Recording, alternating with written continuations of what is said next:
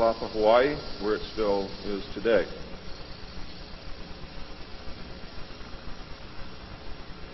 Some of the information is based upon research derived from the information that I saw. For instance, in the documents that I saw, it was stated that President Eisenhower had commissioned a group called the Jason Scholars, which was stated to have been a secret society of scholars, to research the deception, lies, facts, truth, and get at the root and the real truth of the alien question. It also stated that there was a group of 12 men formed by NSC Memo 5410, and that the study group was formed by NSC Memo 5411, and that there was another NSC memo issued to cover the actions of these men and explain the reasons why such prominent men were meeting on a regular basis, and that NSC memo was 5412/1 and 5412/2. 5412/1 was implemented in March of 1955, 5412/2 in November of 1955. Anyone who knows how correspondence, executive orders, and executive memos are written knows that you do not write a memo 5412 in March and then in November tack a second part onto it. The memo was originally really written in 1954. I'm going to go through the whole history. I'm going to have to leave a few things out simply because it's going to be impossible to cover everything in the hour and a half that I have. Before I begin, I would like to read two quotes to you. The first is attributed to Mr. Alistair Cook, who said, quote, "I'll be astounded if this planet is still going 50 years from now. I don't think we will reach 2000. It would be miraculous," unquote. Winston Churchill said, and I quote, "We seem to be moving, drifting, steadily against our will, against the will of every race and every people and every class, towards some hideous catastrophe. Everyone wishes to stop it, but they do not know how." What do you think he was referring to? Ronald Reagan stated on October 18, 1983, in a meeting with Thomas Dine, who is the executive director of the American Israel Public Affairs Committee. And I quote Ronald Reagan, "You know, I turn back to your ancient prophets in the Old Testament and the signs foretelling Armageddon. And I find myself wondering if we're the generation that is going to see that come about. I don't know if you've noted any of those prophecies lately, but believe me, they certainly describe the times we're going through." Now, ladies and gentlemen, during this talk that I'm going to give you, I'm going to explain to you the history of this phenomenon, who the secret government really is, and I will name them by name: beginning group, the study group. I will tell you who they are today. I'm going to tell you what this is all about. I'm going to tell you who's selling drugs to your children, and I'm going to tell you why the United States government is afraid for you to find out what the truth is regarding UFOs.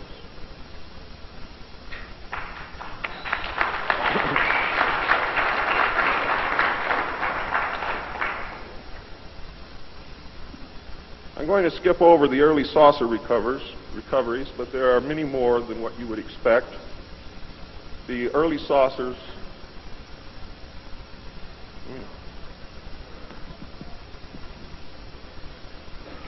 Is this any better? There were many more saucer crashes and down craft than what you have realized. There were many more alien bodies recovered, and there were more live aliens recovered than what you are aware of. But that's not important. The important thing is that they occurred, not how many and not where. The important thing is that they occurred.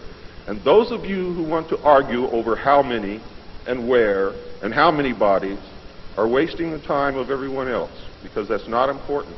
What's important is that they occurred. And there are two crashes that are so important that the government will go to any lengths to prevent you from finding out. And those are two crashes which occurred near the city of Aztec, New Mexico. Why? Because both of those crashed craft contained human body parts. And they are deathly afraid of a national panic.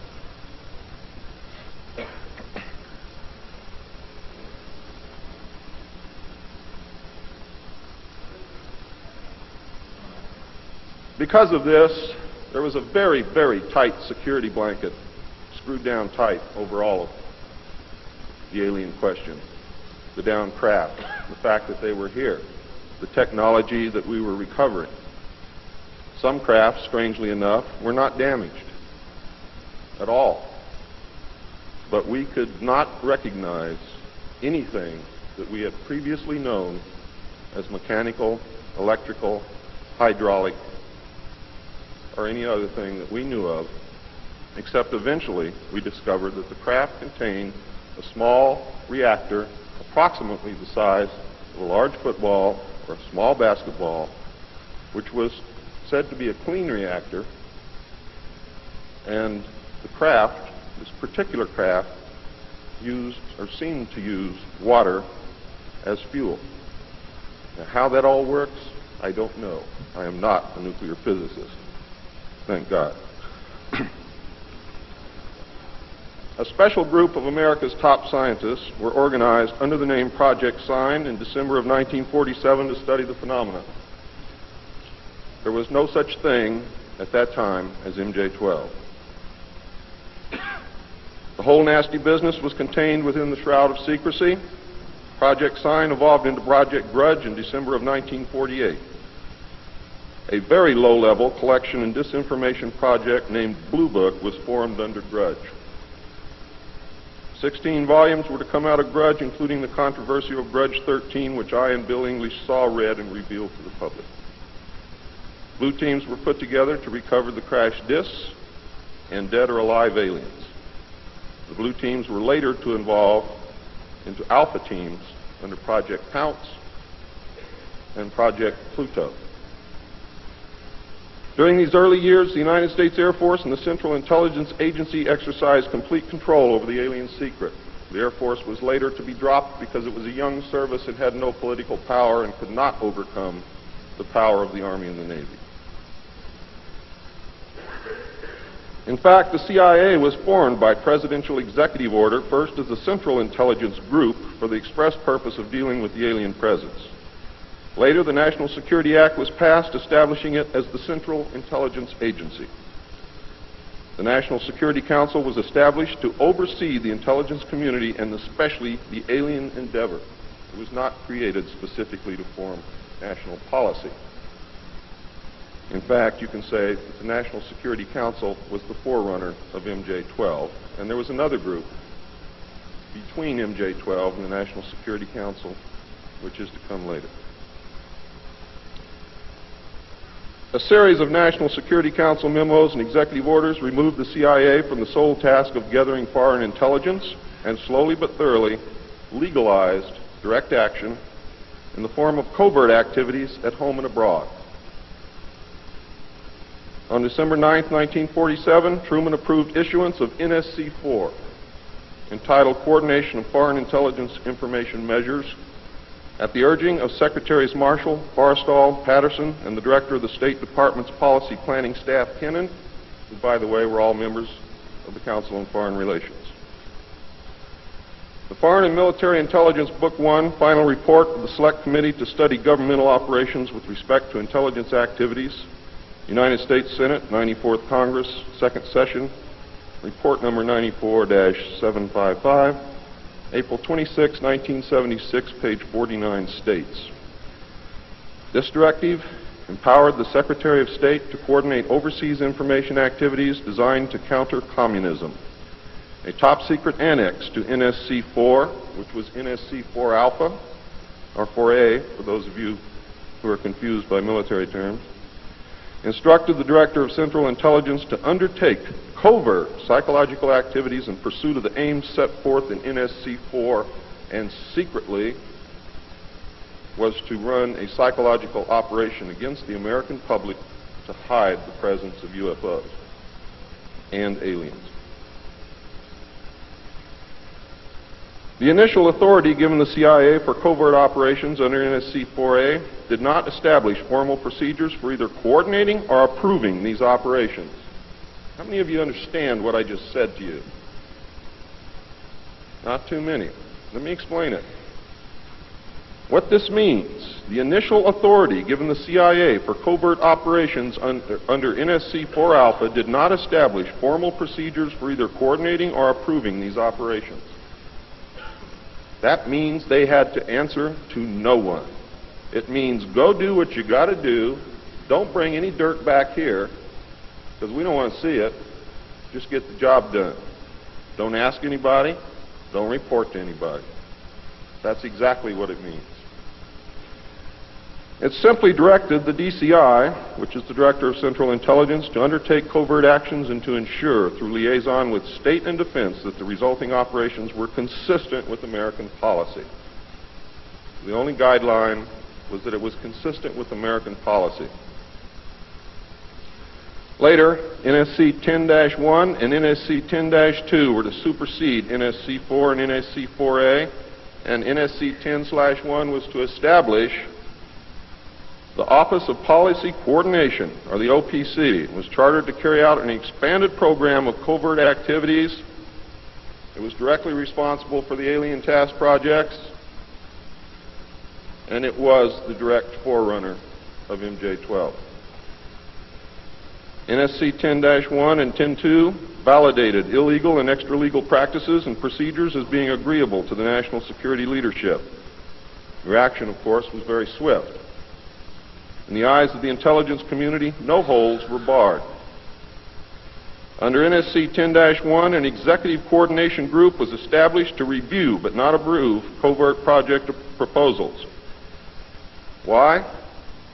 Because if you've ever read or known anything about President Truman, he was a mean little guy, and he didn't believe in trusting everybody else to do the right thing, and he kept the power solidly in his hands. He did not give it to anyone.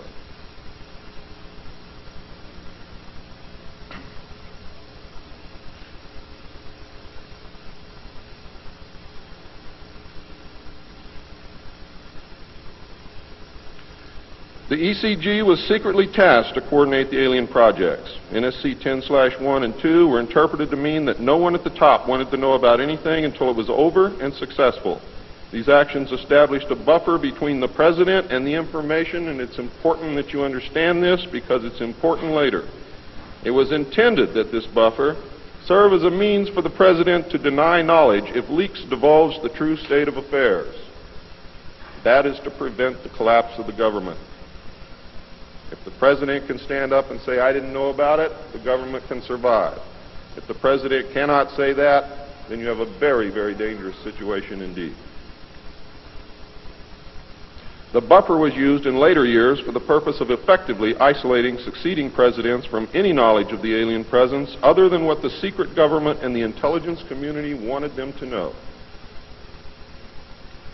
NSC 10-2 established a study panel which met secretly and was made up of the scientific minds of the day and may very well have included some of those names which are on the fraudulent document known as Majestic 12 or the Eisenhower briefing document, which is in reality a contingency plan to lead you right through the Rose Garden.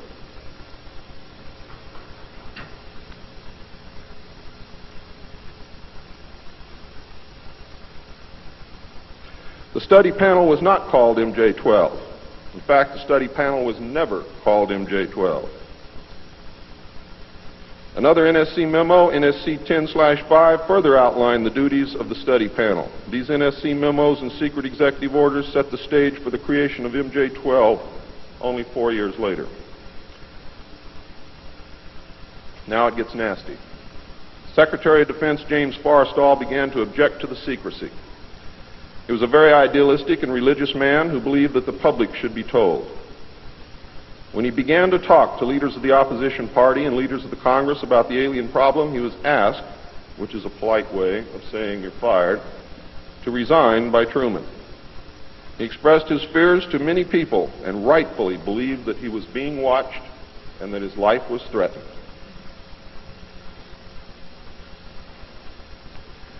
This was interpreted by those who were ignorant of the facts as paranoia, because most people had no knowledge of what was really going on. Forrestal later was said to have suffered a mental breakdown and was admitted, they say, actually, he was committed to Bethesda Naval Hospital against his will. In fact, it was feared that Forrestal would begin to talk again and he had to be isolated, discredited, and shut up. Sometime in the early morning of May 22, 1949, agents of the CIA tied a sheet around his neck, fastened the other end to a fixture in his room, and threw James Forrestal out the window. The sheet tore, and he plummeted to his death, and he became one of the first victims of the cover-up. The live alien that had been taken from the 1949 Roswell crash was called EB. It was short for extraterrestrial biological entity, and all aliens are not called EB. EB had a tendency to lie, and for over a year would give only the desired answers to questions asked. Those questions which would have resulted in an undesirable answer went unanswered. At some point during the second year of captivity, he began to open up, and the information derived from EB was startling, to say the least. And this compilation of his revelations became the foundation of what would later be finished, called the Yellow Book. Photographs were taken of EB, which among others, I and Bill English were to view years later in Grudge 13. Why do they keep the aliens in a Faraday-shielded environment? Because they have a tendency to disappear right through walls. And if you can prevent the transmission of electromagnetic energy, you can stop them from doing it.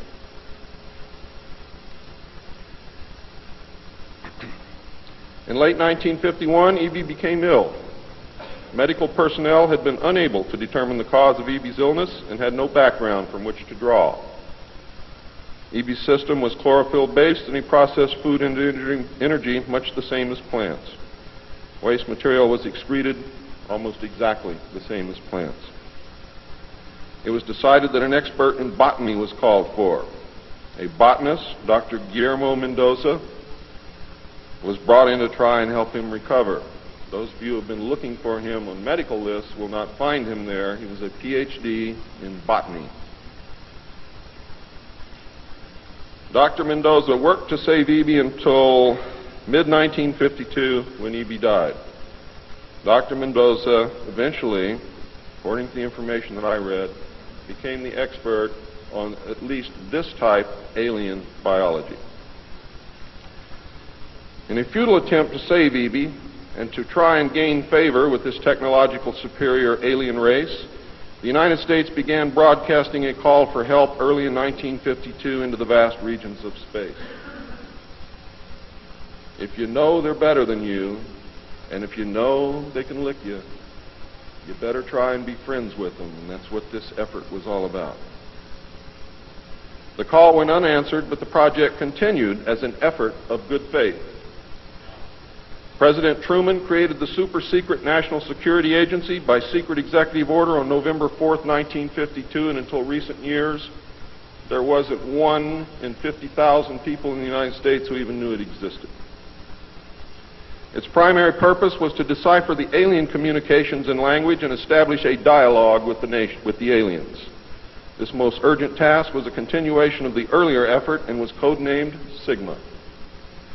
The secondary purpose of the NSA was to monitor all communications and emissions from any and all devices worldwide for the purpose of gathering intelligence, both human and alien, and to contain the secret of the alien presence. Project Sigma, ladies and gentlemen, was extremely successful. The NSA also maintains communications with the Luna base and other secret space programs. By executive order, the NSA is exempt from all laws which do not specifically name the NSA in the text of the law as being subject to that law. How many of you know what that means? That means we have a completely lawless organization running around the country doing whatever they want to do, answering to no one, and under no law which does not name the National Security Agency in the text of that law as specifically being subject to that law by executive order of the President of the United States.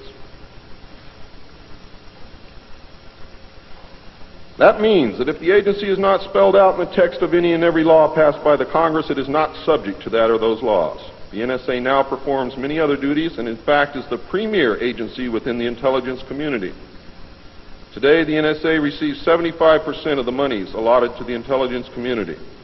And the old sayings, ladies and gentlemen, where the money goes, therein the power resides, is absolutely true.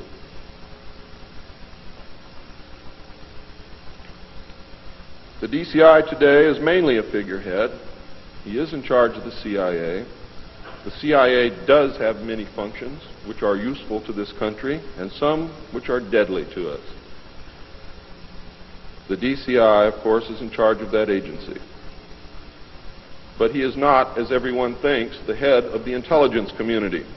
That position really and truthfully lies with the director of the National Security Agency. The primary task of the NSA is still alien communications, but now includes other alien projects as well. President Truman had been keeping our allies, including the Soviet Union, informed of the developing alien problem since the Roswell recovery. This had been done in case the aliens turned out to be a threat to the human race and thus the world. Plans were formulated to defend the Earth in case of invasion. These were international plans, which included most of the countries of the world. Great difficulty, however, was encountered in maintaining international secrecy. It was decided that an outside group was necessary to coordinate and control international efforts in order to hide the secret from the normal scrutiny of governments by the press. The result was the formation of a secret society which became known as the Bilderbergers. The headquarters of this group is in Geneva, Switzerland. The Bilderbergers evolved into a secret world government that now controls everything. The United Nations was then, and is now, an international joke.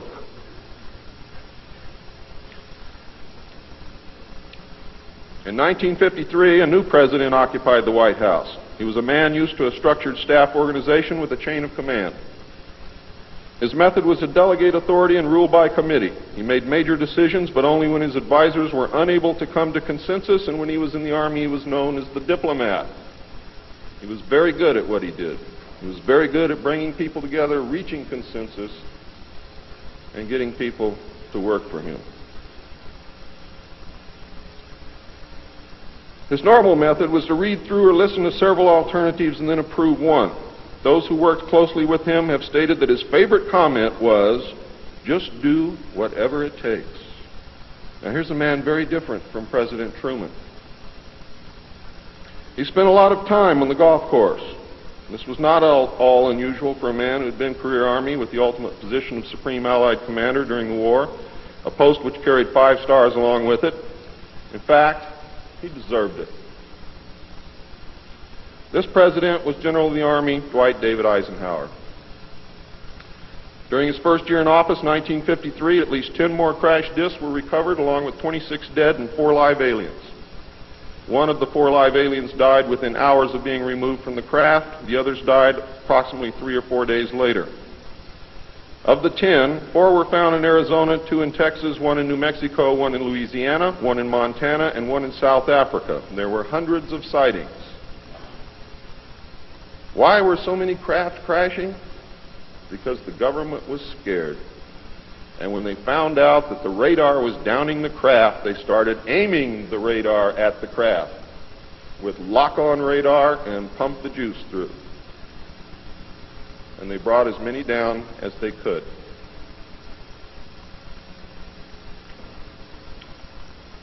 Eisenhower knew that he had to wrestle and beat the alien problem. He knew that he could not do it by revealing the secret to the Congress, because, in fact, isn't that the same as telling the public?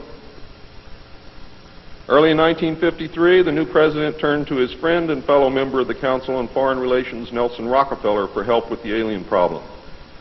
Eisenhower and Rockefeller began planning the secret structure of alien task supervision, which was to become a reality within 1 year.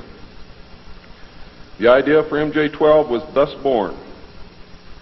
It was Nelson's uncle Winthrop Aldrich who had been crucial in convincing Eisenhower to even run for president. The whole Rockefeller family, and with them the Rockefeller Empire, had solidly backed Eisenhower. Asking Rockefeller for help with the alien problem was to be the biggest mistake Eisenhower ever made for the future of the United States and most probably all of humanity, as you will soon see. What he literally did with this act, ladies and gentlemen, is abdicate the presidency to a secret group. Within 1 week of Eisenhower's election, he had appointed Nelson Rockefeller chairman of a presidential advisory committee on government organization. Rockefeller was responsible for planning the reorganization of the government. New Deal programs went into one single cabinet position called the Department of Health, Education, and Welfare. When the Congress approved the new cabinet position in April of 1953, Nelson was named to the post of Undersecretary to Ovida Culp Hobby. In 1953, also, astronomers discovered large objects in space which were moving toward the Earth, and it was first believed that they were asteroids. However, if you know much about astronomy, you know that you can predict or project backward orbital paths of bodies in space and determine where they come from, what they're doing, where they're going, and what their orbital path really is. Well, this failed to pan out, and the evidence proved that the objects could only be spaceships intelligently guided. Project Sigma intercepted alien communications, and when the objects reached the Earth, they took up a very high orbit around the equator. There were several huge ships, and their actual intent was unknown. Project Sigma and a new Project Plato, through radio communications using the computer binary language, which the aliens understand very well, they're very mathematical minded, was able to arrange a landing that eventually resulted in face-to-face contact with alien beings from another planet. Project Plato was tasked with establishing diplomatic relations with this race of space aliens. But in the meantime, something else happened. In the meantime, a race of human-looking aliens contacted the United States government. Where this happened, I do not know. I wish that I did. This alien group warned us against the aliens that were orbiting the equator and offered to help us with our spiritual development. They demanded that we dismantle and destroy our nuclear weapons as the major condition. They refused to exchange technology, citing that we were spiritually unable to handle the technology which we then possessed, and has not that been true throughout our history? They believed that we would use any new technology to destroy each other, as we always have. This race stated that we were on a path of self-destruction, and we must stop killing each other, stop polluting the Earth, stop raping the Earth's natural resources, and learn to live in harmony with each other and with nature. These terms were met with extreme suspicion, especially the major condition of nuclear armament, disarmament, and I have to say that I could not blame them in the face of so many uncertainties and so many alien surprises staring them directly in the face. It was believed that meeting that condition would leave us helpless in the face of an obvious alien threat. We also had nothing in history to help with the decision.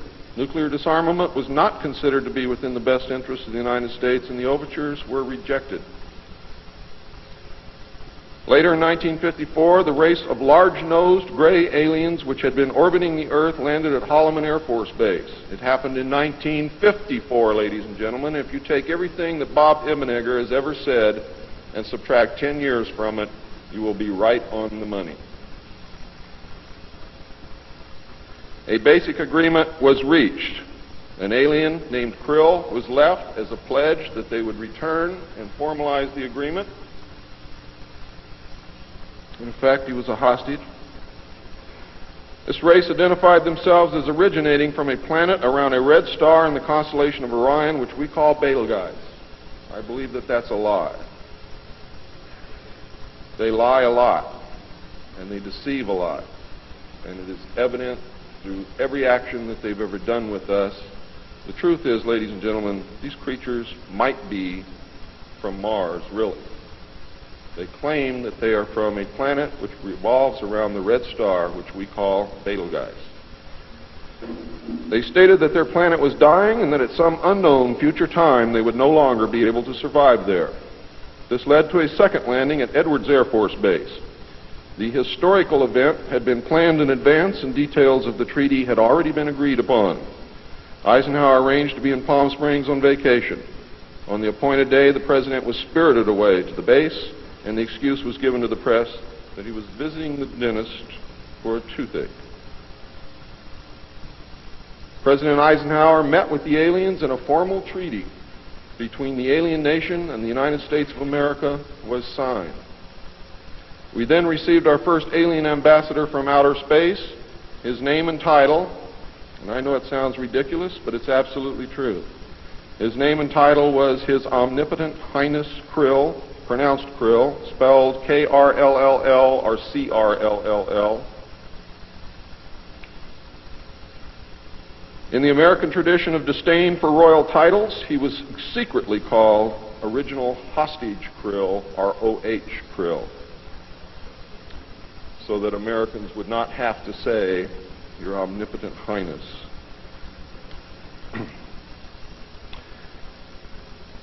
You should know that the alien flag is known as the trilateral insignia. It looks like a TP with two circles on either side of the V and one pole running straight down the middle. It is displayed on their craft and worn on their chest on their uniforms. Both of these landings in the second meeting were filmed, and the film exists today. Where it exists, I do not know, but I do know that it exists. The treaty stated, the aliens would not interfere in our affairs, and we would not interfere in theirs. We were particularly interested that they do not interfere with anything that would affect our future, which has been violated. We would keep their presence on Earth a secret. They would furnish us with advanced technology and would help us in our technological development. They would not make any treaty with any other Earth nation. They could abduct humans on a limited and periodic basis for the purpose of medical examination and monitoring of our development, with the stipulation that the humans would not be harmed, would be returned to their point of abduction, that the humans would have no memory of the event, and that the alien nation would furnish MJ-12 with a list of all human contacts and abductees on a regularly scheduled basis. And this is not being done. It was agreed that each nation would receive the ambassador of the other for as long as the treaty remained in force. It was further agreed that the alien nation and the United States would exchange 16 personnel each to the other with the purpose of learning each of the other. The alien guests would remain on Earth, and the human guests would travel to the alien point of origin for a specified period of time, then return, at which point a reverse exchange would be made. I have no knowledge whatsoever of what happened to those original 16 humans who left the Earth with the aliens. It was also agreed that bases would be constructed underground for the use of the alien nation, and that 2 bases would be constructed for the joint use of the alien nation and the United States government. The base at Dulce is one. The base at S4 in the area known as Area 51 or Dreamland is the second. Exchange of technology would take place in the jointly occupied bases. These alien bases would be constructed under Indian reservations in the 4 corners of Utah, Colorado, New Mexico, and Arizona, and one would be constructed in Nevada in the area known as S4, located approximately 7 miles south of the western border of Area 51, otherwise known as Dreamland. All alien areas are under complete control of the Naval Department, and all personnel who work in these complexes receive their checks from the Navy. Construction of the bases began immediately, but progress was slow until large amounts of money were made available in 1957, and in the meantime work continued on the Yellow Book with the information derived from the guests.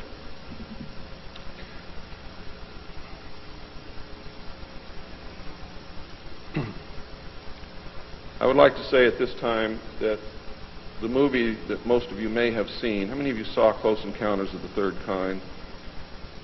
That movie was absolutely true.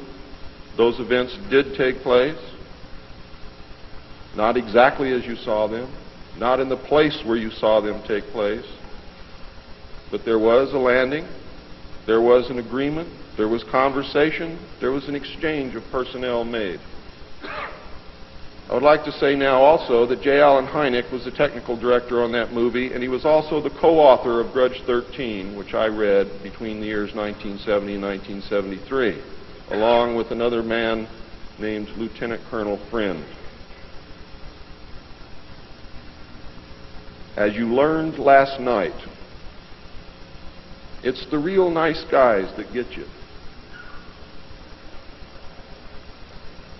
Right, Phil?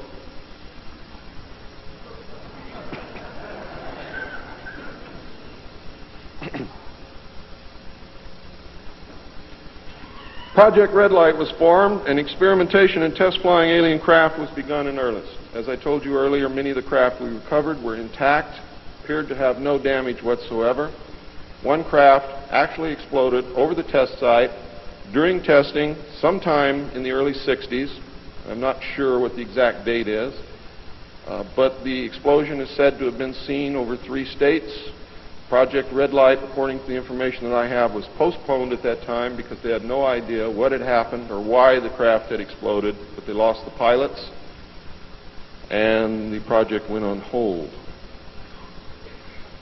A super top secret facility was built at Groom Lake in Nevada in the midst of the weapons test range. It was codenamed Dreamland. Until this area was built, testing was done at the Tonopah test range, and that's why some of you have conflicting information. The installation was placed under the Department of the Navy, and clearance of all personnel required a Q clearance as well as executive, which means presidential or majestic approval.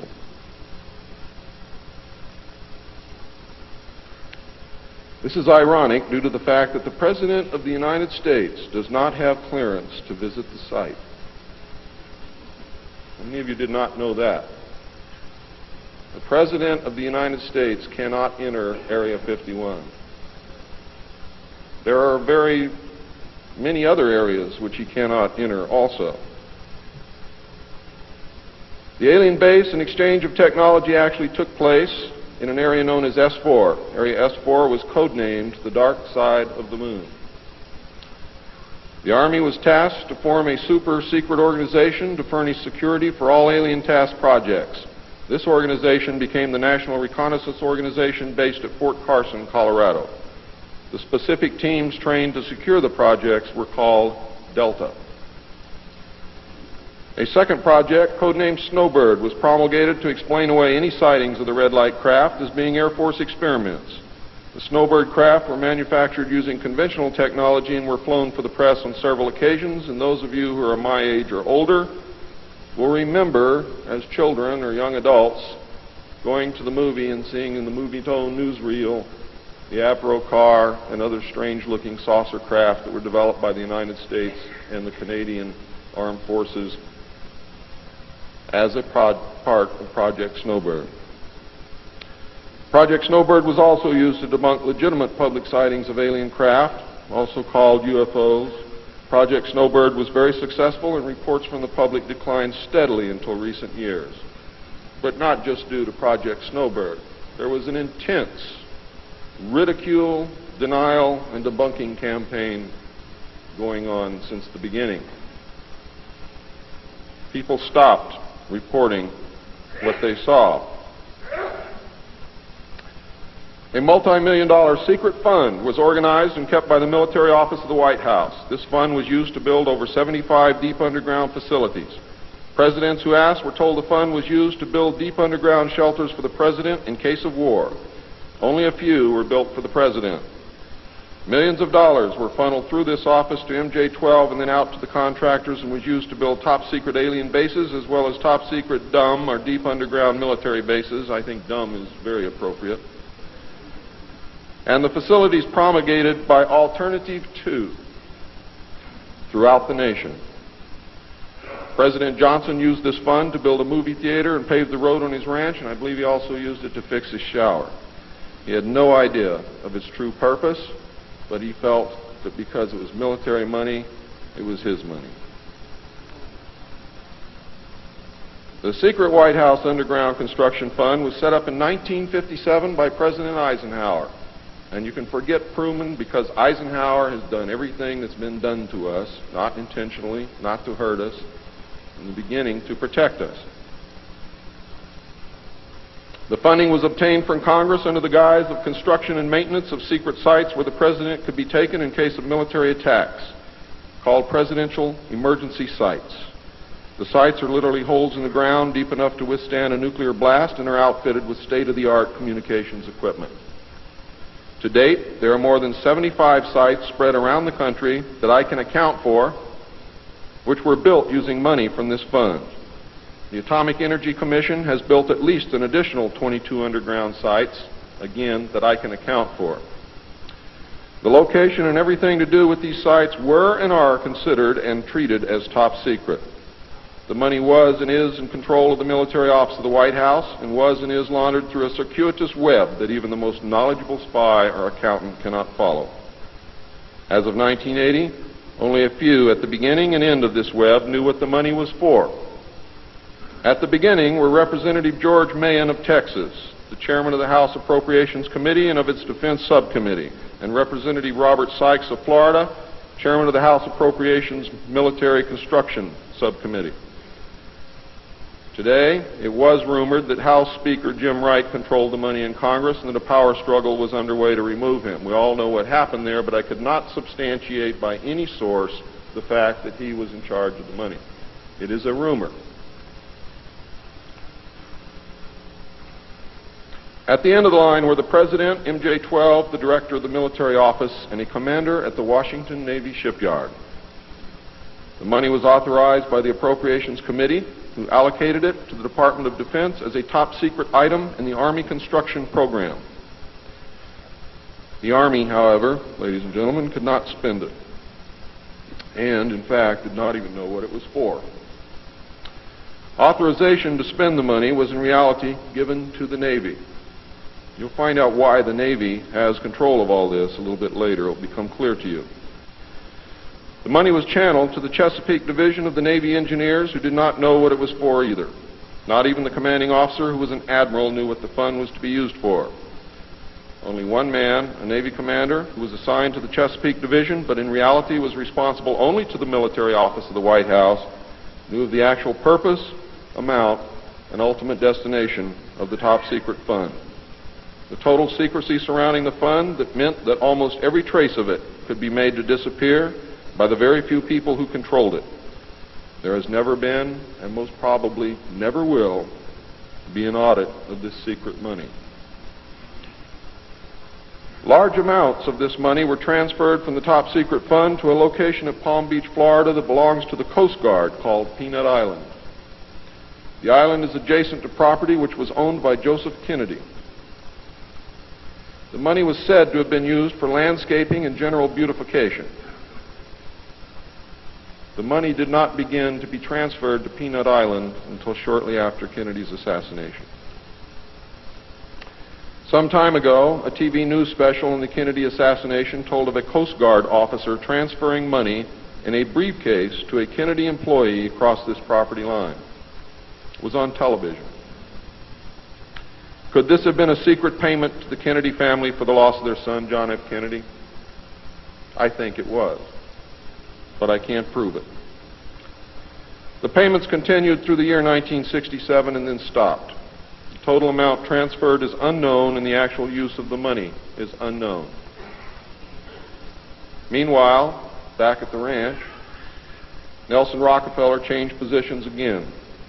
He had been in sort of a holding position until the time was right, and now the time was right.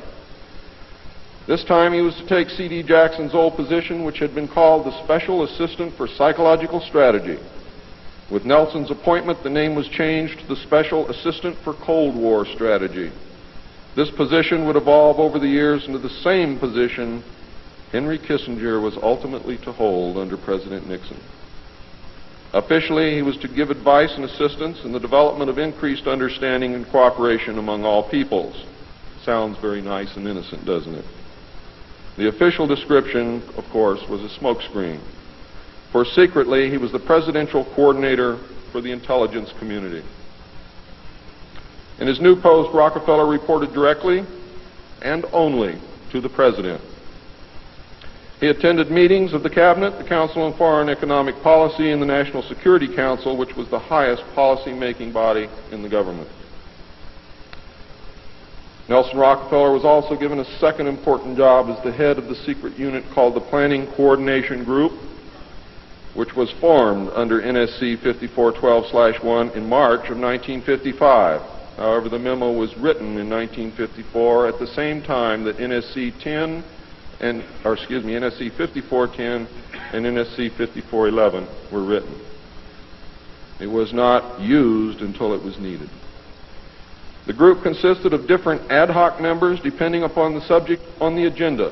The basic members were Rockefeller, a representative of the Department of Defense, a representative of the Department of State, and the Director of Central Intelligence. It was soon called the 5412 Committee or the Special Group. NSC 5412/1 established the rule, for the first time, established the rule that covert operations were subject to approval by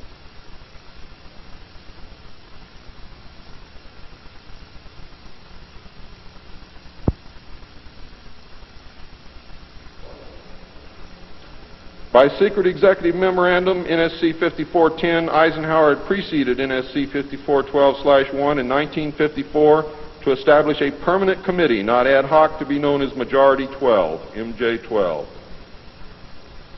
to oversee and conduct all covert activities concerned with the alien question. NSC 5412/1 was created to explain the purpose of these meetings when Congress and the press became curious as to why such important and prominent men were meeting on a regular basis. Majority 12 was made up of Nelson Rockefeller, the Director of Central Intelligence, Allen Welsh Dulles, the Secretary of State, John Foster Dulles, the Secretary of Defense, Charles E. Wilson, the Chairman of the Joint Chiefs of Staff, Admiral Arthur W. Radford, and that's why the Navy got everything, because the first Chairman of the Joint Chiefs of Staff who served on MJ-12 was Navy. If it had been an Army general, the Army would have had it. The Director of the Federal Bureau of Investigation, J. Edgar Hoover, and that should answer a lot of questions for you, and 6 men from the Executive Committee of the Council on Foreign Relations known as the Wise Men. These men were all members of a secret society of scholars that called themselves the Jason Society. See you smiling, Bill. Thought I didn't know it, didn't you? Fooled you. Are the Jason scholars who recruited their members from the Skull and Bones and the Scroll and Key societies of Harvard and Yale. And that was stated verbatim in Operation Majority. The Wise Men were key members of the Council on Foreign Relations. There were 12 members, including the first 6 from government positions, thus Majority 12. This group was made up over the years of the top officers and directors of the Council on Foreign Relations and later the Trilateral Commission. Gordon Dean, George Bush, and Zbigniew Brzezinski were among them. The most important, however, and influential of the Wise Men who served on MJ-12 were John McCloy, Robert Lovett, Averill Harriman, Charles Bolin, George Kennan, and Dean Acheson. Their policies were to last well into the decade of the 70s, and it is significant that President Eisenhower, as well as the first 6 MJ-12 members from the government, were also members of the Council on Foreign Relations. Thorough researchers will soon discover that not all of the Wise Men attended Harvard or Yale, and not all of them were chosen for Skull and Bones or Scroll and Key membership during their college years. You will be able to quickly clear up this mystery by obtaining the book The Wise Men by Walter Isaacson and Evan Thomas, Simon & Schuster, New York. And under illustration number 9 in the center of the book, you will find the caption, "Lovett with the Yale unit, above far right and on the beach. His initiation into Skull and Bones came at an airbase near Dunkirk."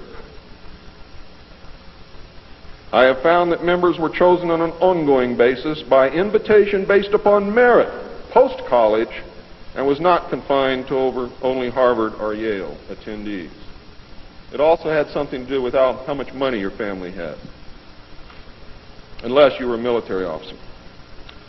A chosen few were later initiated into the Jason Society. They are all members of the Council on Foreign Relations, and at that time were known as the Eastern Establishment. This should give you a clue to the far-reaching and serious nature of these most secret college societies. The Jason Society is alive and well today, but now includes members of the Trilateral Commission as well. The Trilateralists existed secretly several years before 1973 because I saw the name of the Trilateral Commission in the documents in 1971. The name of the Trilateral Commission was taken from the alien flag known as the Trilateral Insignia. And that should give you some clue as to how much trouble you're in. Majority 12 was to survive right up to the present day. Under Eisenhower and Kennedy, it was erroneously called the 5412 Committee, or more correctly, the Special Group. In the Johnson administration, it became the 303 Committee, named after the room that they met in at the White House when they met at the White House. Because the name 5412 had been compromised in the book The Secret Government. Actually, it was not compromised. It was intentionally leaked to explain the purpose of the meeting of these men, so that no one would go looking for NSC 5410 and NSC 5411. And I wish you all luck. I hope that you're able to dig it out.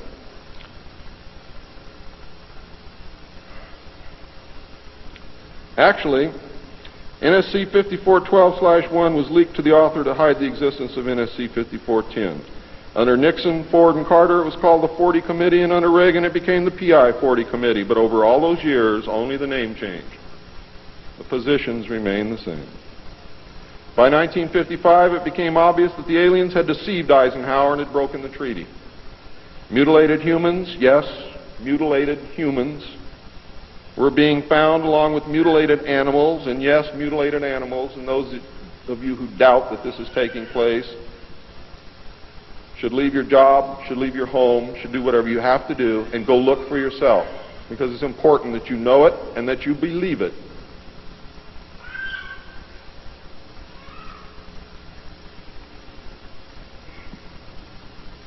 These things were being found all across the United States.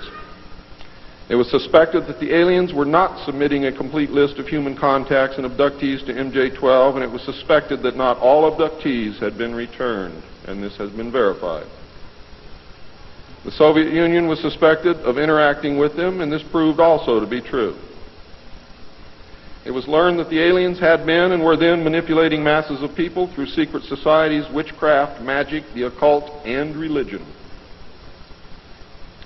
After several Air Force combat air engagements with alien craft, it also became apparent that our weapons were no match against theirs. In November of 1955, NSC 5412/2 was issued, establishing a study committee to explore all factors which are involved in the making and implementing of foreign policy in the nuclear age. This, again, was only a blanket of snow that covered the real subject of study, which was the alien question. For, in fact, 5412/2 had, as I told you earlier, been written in 1954, when NSC 5410 and 5411 was written, and 5411 by secret executive memorandum in 1954. The study group was commissioned to examine all the facts, evidence, lies, and deception and discover the truth of the alien question. NSC 54/2 was only a cover that had become necessary when the press began inquiring as to the purpose of regular meetings of such important men. When the press asked Gordon Dean, somewhere near the end of 1954, why they were meeting and what they were studying, Gordon Dean says, "As of yet, we have no direction, but we're working on it." It then became necessary to find a direction and find a reason for these meetings, and that's exactly what they did. The first meetings began in 1954 and were called the Quantico meetings because they met at the Quantico Marine Base. See, one thing I knew, ladies and gentlemen, I know who they are. I know what they were called. All I had to do was find out who belong to those names, and it's impossible to hold meetings of 36 prominent men secret over such a long period of time. The study actually lasted 3 years, not forever. It was a 3-year study, period. A study group was made up of 35 members of the Council on Foreign Relations secret scholars known as the Jason Society or the Jason Scholars. Dr. Edward Teller was invited to participate. Dr. Zbigniew Brzezinski was the study director for the first 18 months. Dr. Henry Kissinger was chosen as the group study director for the second 18 months, beginning in November of 1955. Nelson Rockefeller was a frequent visitor during the study. I'm going to read you the study group members now. For those of you who know who these people are, you're going to be amazed. Those of you who do not, I advise that you purchase a copy of my text, which will be on sale the minute that I finish my last word.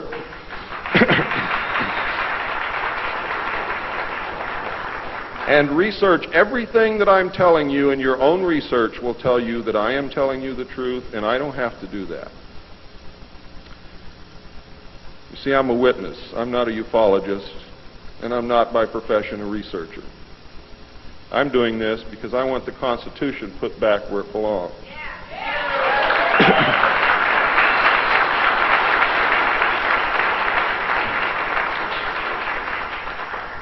The study group members were Gordon Dean, chairman, one of the most powerful men in the United States at that time. Dr. Zbigniew Brzezinski, study director for the first phase. Dr. Henry Kissinger, study director for the second phase. Dr. Edward Teller represented the scientific community.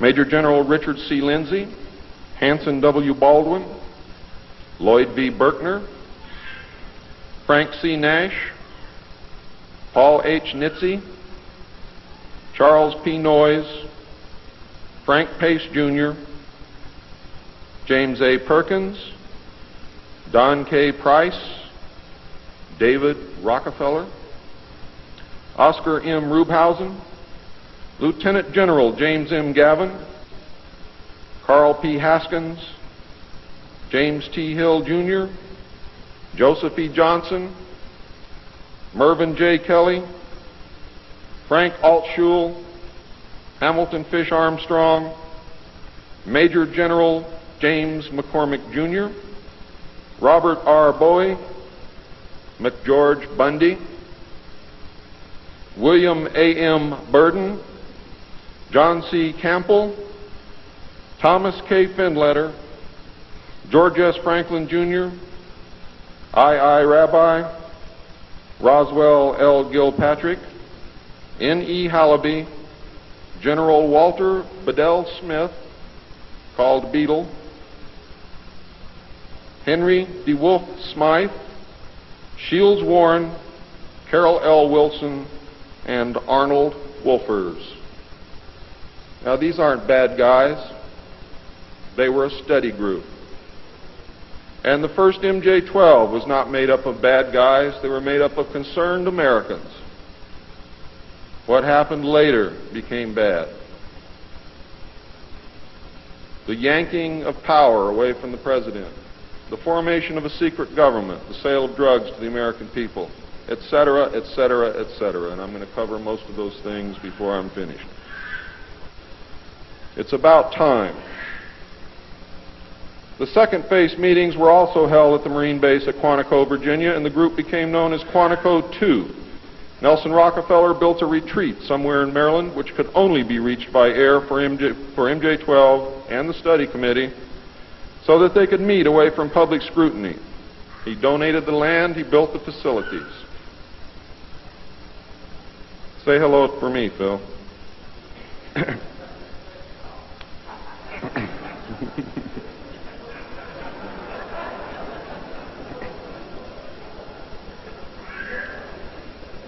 So that they could meet away from public scrutiny. The secret meeting place is known by the code name, the Country Club.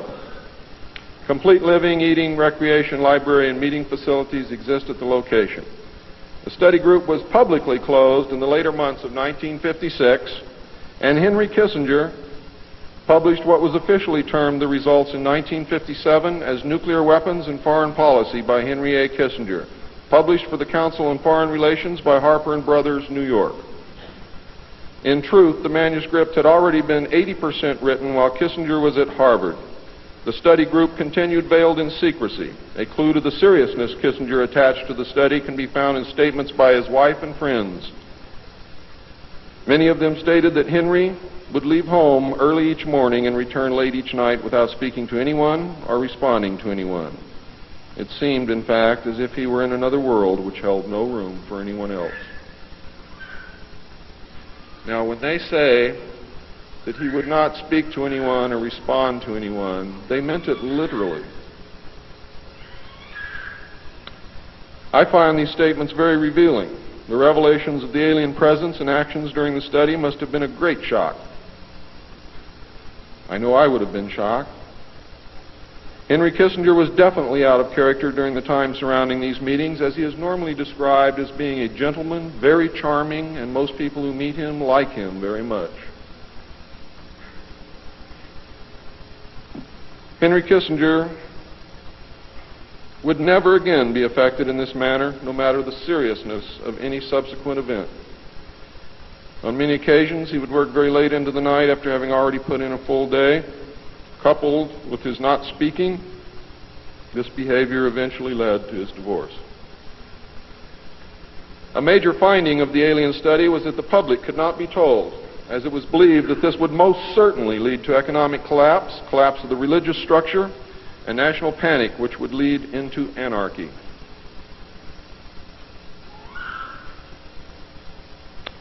Secrecy thus continued.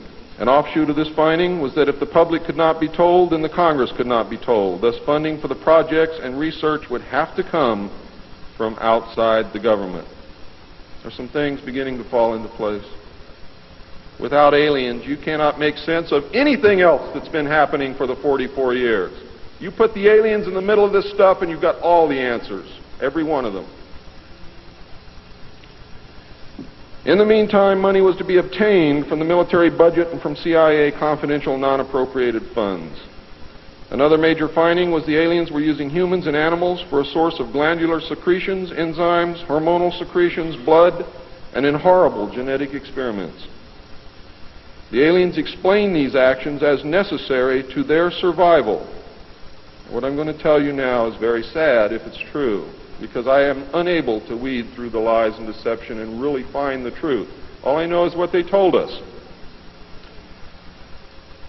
They stated that their genetic structure had deteriorated and that they were no longer able to reproduce. They stated that if they were unable to improve their genetic structure, their race would soon cease to exist.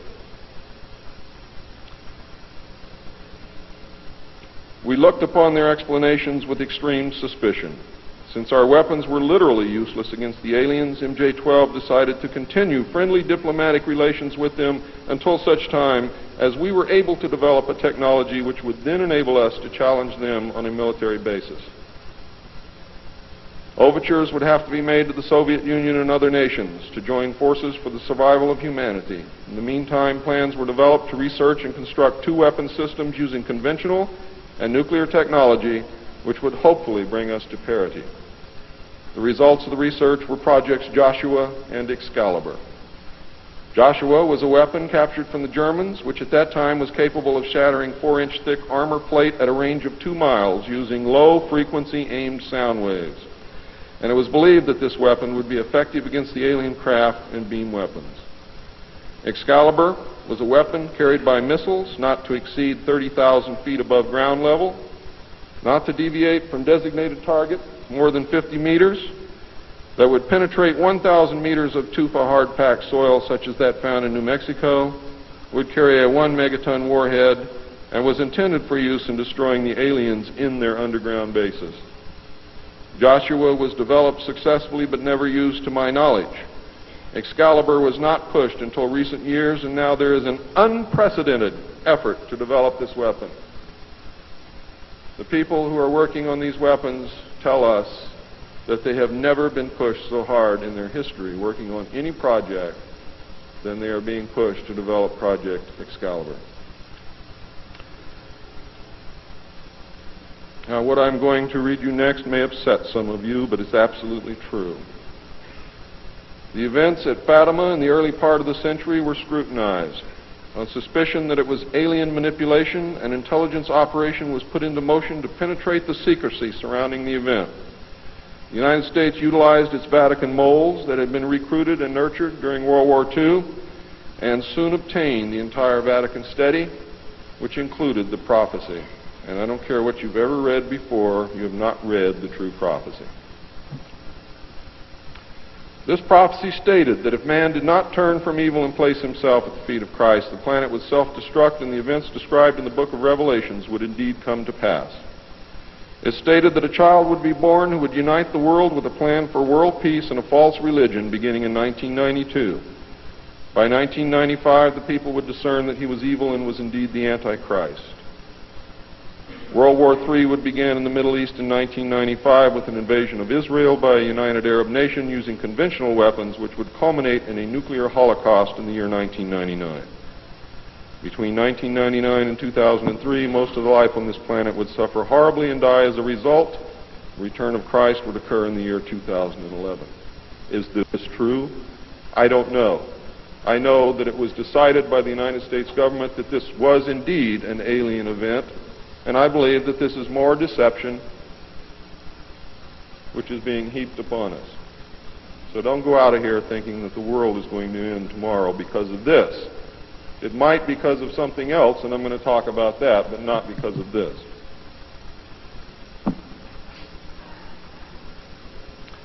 When the aliens were confronted with this finding, they confirmed that it was true. The aliens explained that they had created us through hybridization and had manipulated the human race through religion, Satanism, witchcraft, magic, the occult, secret societies, etc. They further explained that they were capable of time travel and the events would indeed come to pass. Later exploitation of alien technology by the United States and the Soviet Union utilizing time travel confirmed that indeed something bad was going to happen. The aliens showed a hologram which they claimed was the actual crucifixion of Christ, which the government filmed. We did not know whether to believe them or not. Were they using our genuine religions to manipulate us? Or were they indeed the source of our religions with which they had been manipulating us all along?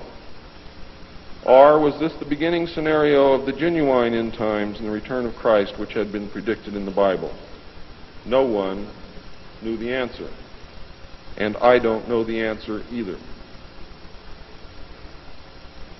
A symposium was held in 1957 which was attended by some of the great scientific minds then living. It was held in Huntsville, Alabama.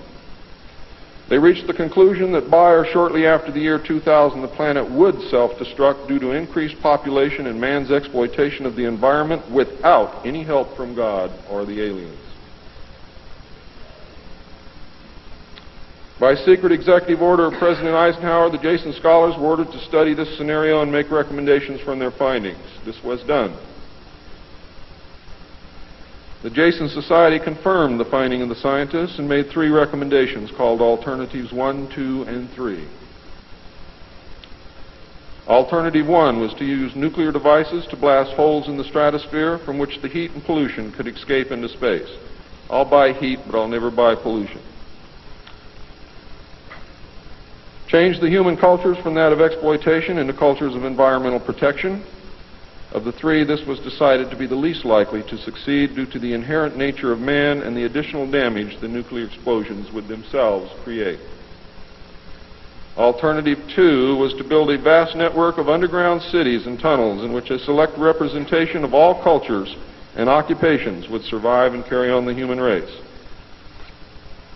The rest of humanity would be left to fend for themselves on the surface of the planet. Alternative 3 was to exploit the alien and conventional technology in order for a select few to leave the Earth and establish colonies in outer space.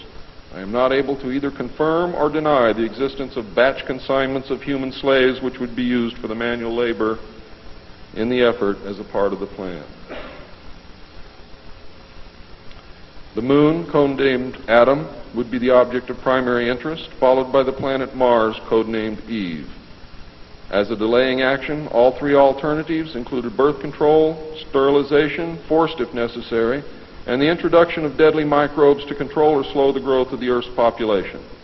AIDS is only one result of these plans. There are others. It was decided, since the population must be reduced and controlled, that it would be in the best interest of the human race to rid ourselves of the undesirable elements of our society. The joint U.S. and Soviet leadership dismissed Alternative 1 but ordered work to begin on Alternative 2 and 3 virtually at the same time. Those of you in the state of Washington who report hearing machinery underground are probably correct. In 1959, the RAND Corporation hosted a deep underground construction symposium. I have a copy of this symposium report, which I'm not supposed to have. Nevertheless, I have it, approximately this thick. In the symposium report, machines are pictured and described which could bore a tunnel 45 feet in diameter at the rate of 5 feet per hour in 1959. Just think what they can do now. It also displays pictures of huge tunnels and underground vaults containing what appear to be complex facilities and possibly even cities. It appears that the previous 5 years of all-out underground construction had made very significant progress by that time. The ruling powers decided that one means of funding the alien-connected and other black projects was to corner the illegal drug market.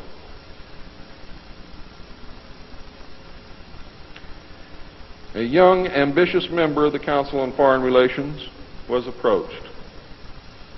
His name is George Bush, who at the time was the president and CEO of Zapata Oil based in Texas. Zapata Oil was experimenting with the new technology of offshore drilling. It was correctly thought that the drugs could be shipped from South America to the offshore platforms by fishing boat, where it would then be taken to shore by the normal transportation used for supplies and personnel. By this method, no customs or law enforcement agency would subject the cargo to search. George Bush agreed to help and organize the operation in conjunction with the CIA. The plan worked better than anyone had thought and has since expanded worldwide, and there are now many other methods of bringing the illegal drugs into the country. But it must always be remembered that George Bush began the sale of drugs to our children. Now, if you think I'm crazy, get off your butt and start digging, because you will find out that it's absolutely true. The CIA now controls all the world's illegal drug markets.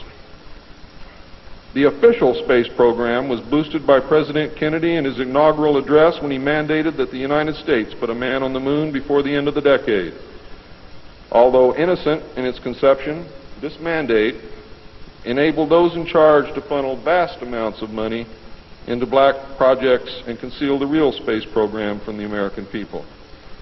A similar program in the Soviet Union served the same purpose. In fact, a joint alien United States and Soviet Union base already existed on the moon at the very moment Kennedy spoke the words. On May 22, 1962, a space probe landed on Mars and confirmed the existence of an environment which could support life. Not long afterward, the construction of a colony on the planet Mars began in earnest.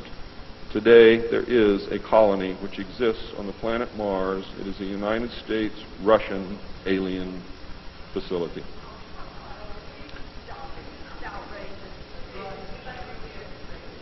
If you believe it's outrageous, stick around a few years.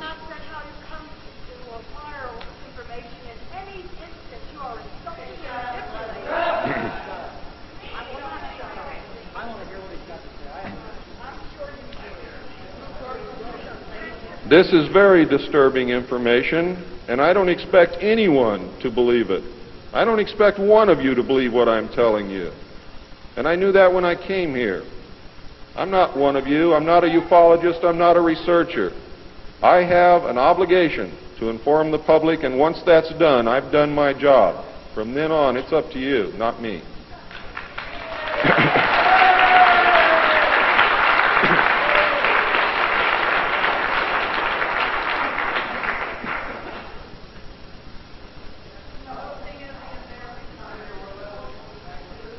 This colony exists on Mars, populated by specially select people from different cultures and occupations taken from all over the earth. A public charade of antagonism between the Soviet Union and the United States has been maintained over all these years in order to fund projects in the name of national defense when in fact we are the closest allies. At some point, President Kennedy discovered portions of the truth concerning the drugs and the aliens. He issued an ultimatum in 1963 to MJ-12. President Kennedy assured them that if they did not clean up the drug problem, he would. He informed MJ-12 that he intended to reveal the presence of aliens to the American people within the following year and ordered a plan developed to implement his decision. President Kennedy was not a member of the Council on Foreign Relations and knew nothing of Alternative 2 or Alternative 3 that I can find out.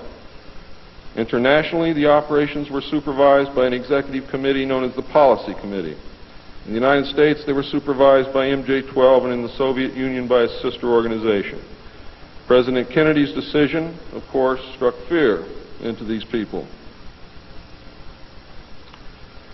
His assassination was ordered by the Policy Committee, and the order was carried out by agents of MJ-12 in Dallas. President John F. Kennedy was murdered by the Secret Service agent who drove his car in the motorcade, and the act is plainly visible in the film. It was stated in the documents that I saw. The assassin's name is William Greer. Watch the driver and not Kennedy when you view the film, when you can find a film that even shows it. All of the witnesses who were close enough to the car to see William Greer shoot Kennedy were themselves all murdered within 2 years of the event. That's fact. The Warren Commission was a farce, and Council on Foreign Relations members made up the majority of its panel. They succeeded in snowing the American people, and they hid the truth. And many other patriots who have attempted to reveal the alien secret have also been murdered throughout the intervening years. And that is why I've been so careful about the information that I released, because it was so important that I get here today to be able to tell you the truth, and what happens after me, after today, is of no consequence whatsoever. But what you do is. During the era of the United States' initial space exploration and the moon landings, every launch was accompanied by alien craft. A moon base dubbed Luna was sighted and filmed by the Apollo astronauts. Domes, spires, tall round structures which look like silos, huge T-shaped mining vehicles which left stitch-like tracks in the lunar surface, and extremely large as well as small alien craft appear in the photographs. It is, in fact, a joint United States, Russian, and alien base. The space program is a farce and an unbelievable waste of money. Alternative 3 is a reality, and it is not at all science fiction. Most of the Apollo astronauts were severely shaken by this experience, and their lives and subsequent statements reflect the depths of the revelation and the effect of the muzzle order which followed. They were ordered to remain silent or suffer the extreme penalty, death, which was termed an expediency. One astronaut actually did talk to the British producers of the TV expose Alternative 3, confirming many of the allegations. However, I do not know who it was. In the book, Alternative 3, the pseudonym Bob Groden was used in place of the astronaut's identity. It was also stated that he committed suicide in 1978. This cannot be validated by any source, and I believe that several so-called facts in the book are really disinformation. However, I can assure you that Alternative 3 is real. I firmly believe that this disinformation is a result of pressure put upon the authors and is meant to nullify the effect upon the populace of the British TV expose entitled Alternative 3. The headquarters of the international conspiracy is in Geneva, Switzerland. The ruling body is made up of representatives of the governments involved as well as the executive members of the group known as the Bilderbergers. Meetings are held by the Policy Committee when necessary on a nuclear submarine beneath the polar ice cap. The secrecy is such that this was the only method which could ensure that the meetings could not be bugged, and is the only place where they discuss their most secret matters. I can say that the book is at least 70% true from my own knowledge and the knowledge of my sources. I believe that the disinformation was an attempt to compromise the British TV expose with information which could be proven false, just as the Eisenhower briefing document was released here in the United States under the contingency plan Majestic 12, and which can also be proven false. Since our interaction with the aliens began, we have come into possession of technology beyond our wildest dreams. A craft named Aurora exists at Area 51, which makes regular trips into space. It is a one-stage ship called a TAV, or Trans-Atmospheric Vehicle. And it can take off from the ground using a 7-mile runway, go into high orbit, return on its own power, and land on the same runway. We currently have and fly atomic-powered alien craft at Area S4 in Nevada. Our pilots have made interplanetary voyages in these craft and have been to the Moon, Mars, and other planets aboard these craft. There is a group of pilots at the base who wear a patch, which has a little alien peeking over the bottom. It has, I think, 3 or 4 letters at the top, and I forget what they are, but John Lear knows what they are. There is a picture of Saturn and a picture of Mars in the photograph, and in the background there are 7 stars which are strangely shaped just like the stars in the Pleiades group. What that means, I don't know. We have been lied to about the true nature of the Moon, the planets Mars and Venus, and the real state of technology that we possess today at this very moment. There are areas in the Moon where plant life grows and even changes color with the seasons. And this seasonal effect is because the Moon does not, as claimed, always present the exact same side to the Earth or the Sun. There is an area that wobbles in and out of darkness on a seasonal basis, and it is near this area that the plant life grows. The Moon does have a few man-made lakes and ponds upon its surface, and clouds have been observed and filmed in its atmosphere. How many of you remember the period of time, several years, when almost every reported alien craft that was reported landed was on or near water and appeared to be pumping water into the craft? How many of you remember that? Quite a few. The water went to the Moon, ladies and gentlemen, to change the Moon. And it is working.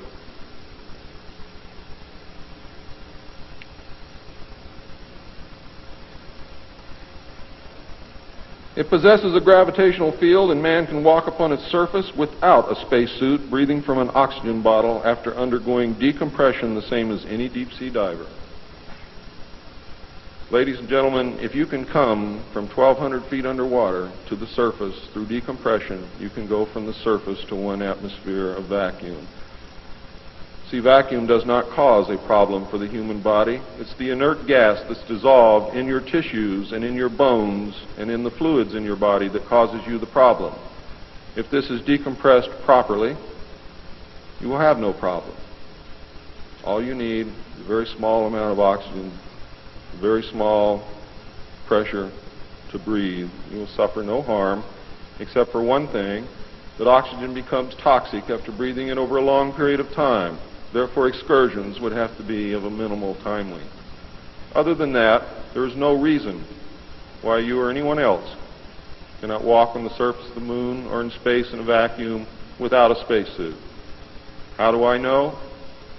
I used to be one of the world's experts on deep-sea mixed gas breathing mixtures for divers and on deep saturation diving. When I was the head of the department of the Mixed Gas Deep Saturation Diving Division of the College of Oceaneering. And I can tell you now, it's much easier to decompress to a vacuum and walk on the surface of the Moon than it is to bring a man up from 600 feet.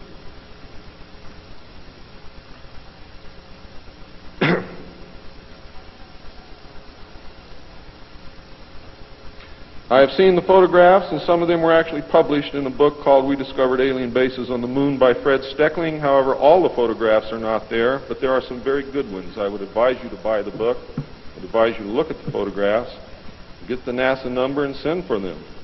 I doubt that you can still get them, but at one time you could. In 1969, a confrontation broke out between the human scientists and the aliens at the Dulce Underground Lab. The aliens took many of our scientists hostage. Delta forces were sent in to free them, but were no match against the alien weapons. 66 of our people were killed during this action. As a result, we withdrew from all joint projects for at least 2 years.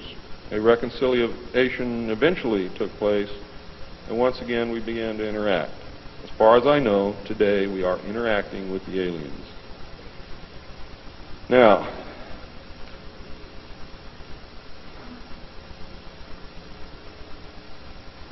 I'm gone past my limit. I'm not going to infringe upon the other speakers. The text of my speech will be on sale outside. I only have one message to give you.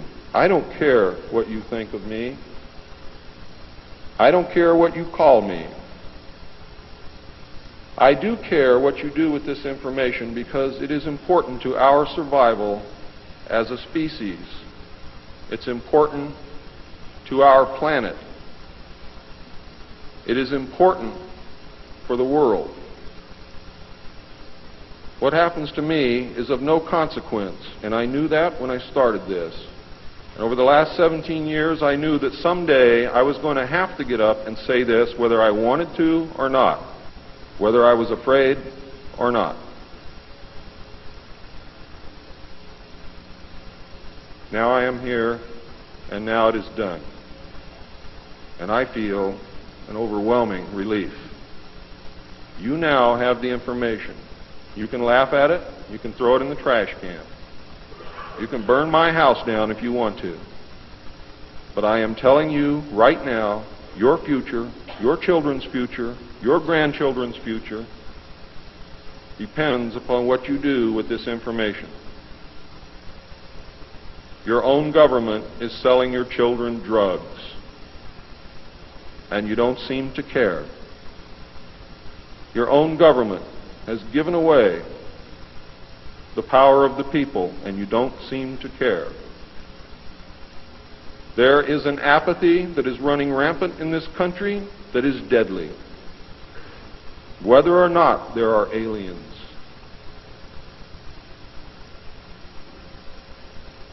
We are truly now, at this moment, a nation of sheep. And ladies and gentlemen, I assure you that sheep are always led to the slaughter.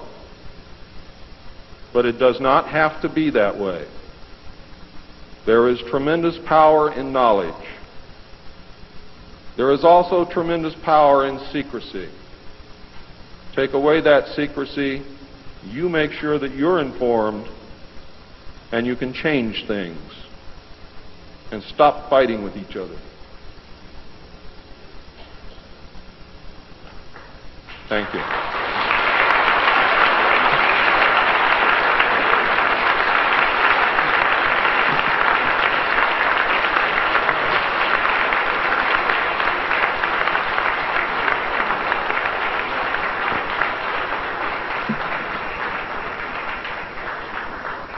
This time, ladies and gentlemen, I think a 5-minute break is in order. What do you think, John? It's been a long time. Please keep it to 5 minutes because we really are very limited on time.